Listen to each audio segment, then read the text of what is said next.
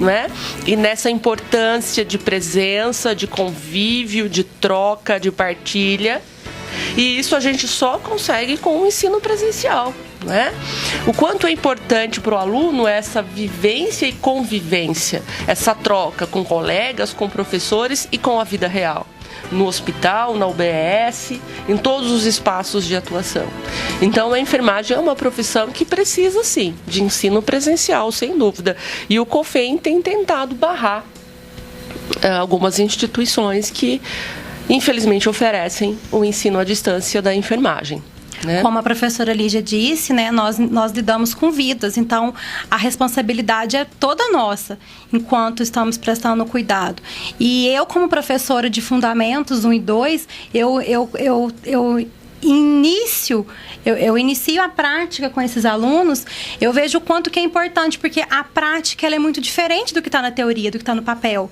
Então, você colocar a mão, você ter tato com aquilo, você criar uma familiaridade com as técnicas, com tudo que nós realizamos, na minha opinião, é impossível a gente conseguir isso sem a presença física da pessoa, né, executando aquelas técnicas.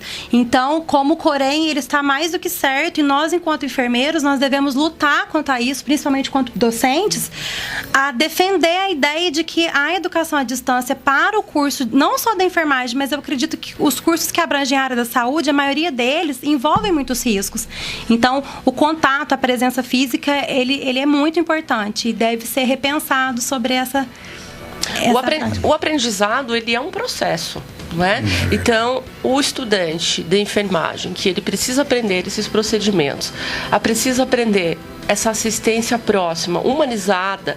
A gente tem um instrumento que é muito importante para a nossa prática, que é a comunicação. Ela não se dá de uma hora para outra.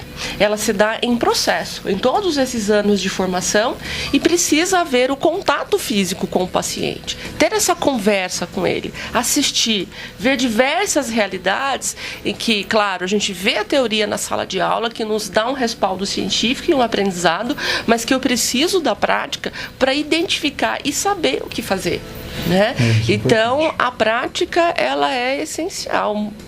Enfim, nada substitui a presença, como diz o COFEM. É importante, é digno de nota também a gente fazer um registro que a educação na área de saúde, à distância, ela acontece desde a década de 60, 70 na Inglaterra, né?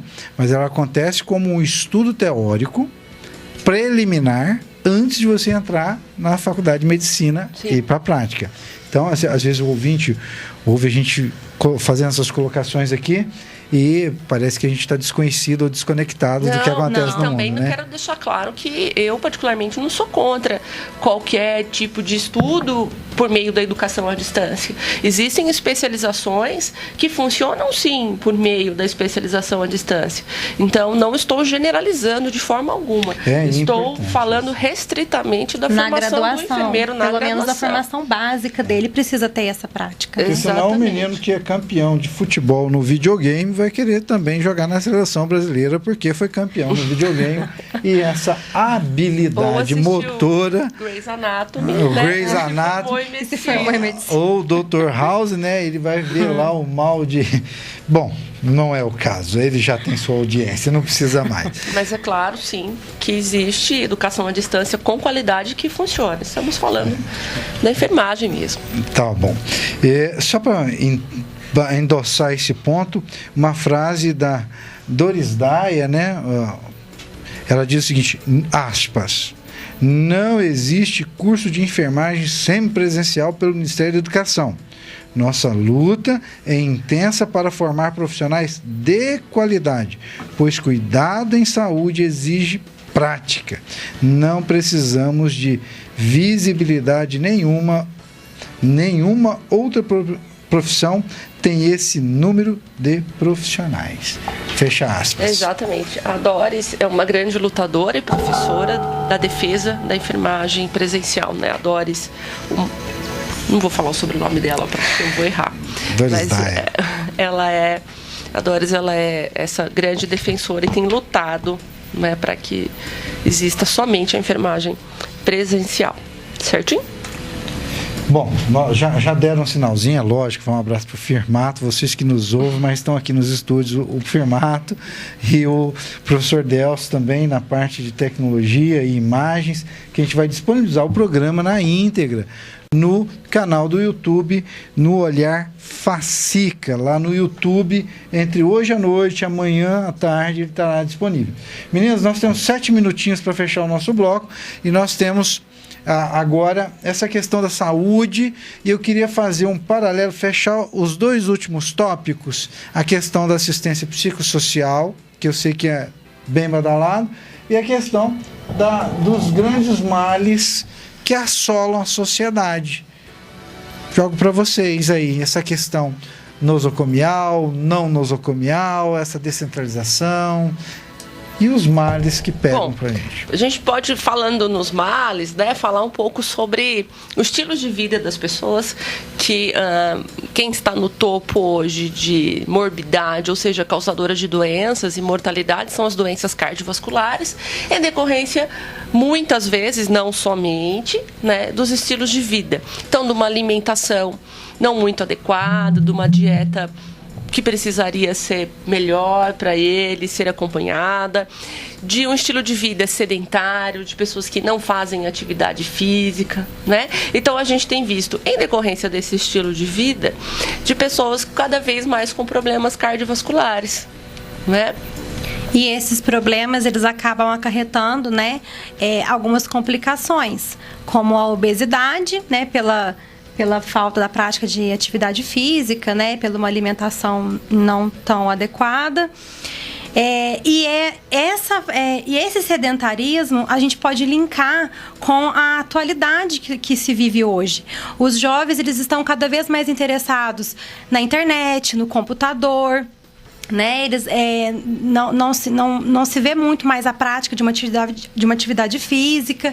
Eles ficam muito presos, né, àquele submundinho deles, o que acaba que outras doenças são acarretadas além das cardiovasculares, da obesidade. Hoje nós estamos vendo também a síndrome da visão do computador, né, que o jovem cada vez mais ele fica. Não só o jovem, né? Mas eu acho que a grande maioria da população, ela lê muito no computador, ela fica uma grande parte do tempo na frente de uma tela de computador, o que acaba provocando um ressecamento, né? Do tecido dos olhos e, enfim, acaba prejudicando a qualidade de vida desse paciente, né? O problema de visão. Outro problema que também vem acarretando, que a gente vê muito, é o problema de audição entre os jovens, pelo uso excessivo dos fones de ouvido, né, em alto volume, que chama muito a nossa atenção. E tem gente que nem parece estar com fone, né? Pois é. Parece estar com megafone. Então, são doenças que elas estão são doenças novas que vêm chamando a atenção no mundo jovem, né, hoje em dia, que a gente tem que ter uma atenção maior. Eu gostaria só de ilustrar, que eu acho importante falar, sobre a obesidade, né? A obesidade, desde 2013, ela foi classificada como doença, né, pela Associação Médica Americana, como doença. Então, a gente precisa parar de achar que só é gordo quem quer. Ou é gordo porque não se trata, porque ele não quer, porque ele é preguiçoso, não é isso. Então, a obesidade, ela tem várias causas, e essas várias causas precisam ser acompanhadas e identificadas, né? Então, a gente precisa diminuir esse preconceito com o gordo, né, que tem até hoje o termo de gordofobia, que é esse preconceito excessivo com a pessoa gorda, identificar se há necessidades, né, de emagrecer, que é uma questão de saúde ou só uma questão estética, né, porque hoje cada vez mais, principalmente o público feminino, ele exige-se dele um padrão estético de magreza, né, então não é só o magro que é bonito, né, a gente precisa pensar sobre isso também. Então, aí, falando de obesidade enquanto doença, mas que isso não vire um estigma para a vida das pessoas. Que estejamos preocupados com a saúde e se ela realmente precisa emagrecer e quais são as necessidades dela e o acompanhamento. E não é só porque ela quer ou porque ela é preguiçosa, né? Precisamos pensar muito bem sobre isso. Verdade. E fazendo um link aqui com o que a professora Valéria falou anteriormente, sobre a questão de as pessoas ficam de frente para o computador ou para frente à TV ou smartphone.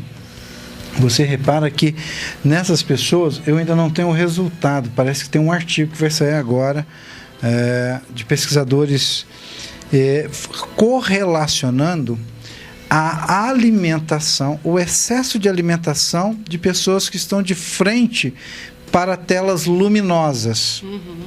Então, a gente sabe que já prejudica o sono. Faz sentido. Outro dia, não vou me lembrar qual foi o estudo, infelizmente, mas eu estava lendo algo a respeito sobre o uso de smartphones, né, por conta da luminosidade de tela, mas só dele estar ao seu lado, né, já não deixa o seu sono perfeito como ele poderia ser, porque você fica, de certa forma, preocupado com ele ali e ele está mais à mão. Não é? Então, o ideal é que ele ficasse longe de você e desligado para o seu sono ser melhor, o seu repouso ser melhor, né? O seu estudo ser bem melhor.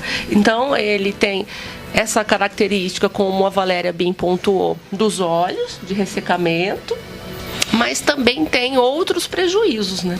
Voltando àquela questão do equilíbrio, então o smartphone ele tem um papel fundamental na nossa vida hoje, ele vai continuar existindo, mas precisa haver um equilíbrio. Tudo nessa vida tem que ter um equilíbrio, né? Pra gente... Nada de exagero. Até água em excesso mata. Até água em excesso mata, você morre afogado. Meninas, fechando aqui, nós temos um minutinho ainda? Temos um minutinho para vocês falarem um pouquinho sobre essa função, esse trabalho do CAPS, essa questão do enfermeiro e o CAPS. Vocês querem comentar alguma coisa? O CAPS, como é uma sigla, né, o Centro de Atenção Psicossocial, ele é fruto de uma luta de trabalhadores e usuários de transtorno mental. Essa luta, ela se iniciou lá pela década de 70, né, que ela vem da reforma psiquiátrica, no bojo da reforma sanitária, que foi aquele período, né, em que culminou na saúde como direito. Então, a gente tinha, antes da reforma, dessa luta da reforma sanitária e dessa regulamentação de um novo modelo de assistência do sofrimento psíquico, daquela pessoa que tem sofrimento psíquico, a gente via a predominância de hospitais psiquiátricos. E, infelizmente, naquele período, nós tínhamos muitos hospitais em que havia maus tratos e violência. Então, na verdade, esses pacientes que lá moravam nesses hospitais psiquiátricos, eles não eram tratados, eles eram violentados e punidos. Não é? Então, resolveu-se, e isso não se deu de uma hora para outra e sem luta e sem esforços, mas teve sim a participação da população, dos usuários e dos trabalhadores em saúde mental, para que mudasse esse modelo de assistência. E o serviço que veio para mudar esse modelo são os centros de atenção psicossocial, que é um serviço de base comunitária, aberto, em que o usuário tem a sua autonomia preservada e a sua liberdade preservada, né? Então, a gente sabe que as pessoas com transtorno mental, elas sofrem muitos tipos de preconceito e o CAPS é um desses serviços que pode auxiliar a reduzir esse preconceito dessa população. Precisamos cada vez mais ressocializar, não é, essa população. Eles são capazes de fazer todas as coisas que todas as pessoas fazem. Então, são capazes de trabalhar, de se reinserir. E o CAPS ajuda isso, né? O enfermeiro, que é um trabalhador desse centro de atenção psicossocial, ele também auxilia. E lá trabalhamos com diversos tipos de profissionais, de forma integrada, não só de forma isolada. Então, com o médico, com o terapeuta ocupacional, com o auxiliar de enfermagem, enfim, com todos os profissionais que possam fazer parte desse centro de atenção psicossocial, né? Essa luta, ela começou na Itália, copiamos aqui no Brasil, né, esse novo modelo de retirar do hospital como centro de modelo de atenção para colocar nesses serviços substitutivos que são os CAPs. Começou lá na Itália e a gente copiou aqui no Brasil e temos tentado batalhar bastante para que dê certo, né? E a gente tem um dia, que é o dia 18 de maio, que é o dia da luta antimanicomial, e que a gente relembra, né, que é um dia de luta anti-manicômios, né? Aqui em Campos Gerais é importante lembrar que tem um CAPS 1, né, que é um CAPS em uma cidade com entre 20 mil a 70 mil habitantes, com profissionais excelentes e que tem assistido à população de maneira bastante compromissada, né? Então, aqui em Campos Gerais nós temos um CAPS. Alguns anos atrás não tinha, né? Maravilha, professora Valéria. Nós temos aí agora uns 2 minutinhos, está acabando. Acabou o tempo. Fica o convite para você ver e entender um pouquinho mais dessa profissão, enfermeiro, enfermagem, o curso. Ainda dá tempo, corre lá, faz sua matrícula na Facica, vai pegar um pouquinho em cima das provas, mas quer conhecer um pouquinho mais? Vem para a Facica. Olhar Facica, um abraço para você, muito obrigado. Obrigada. Obrigada.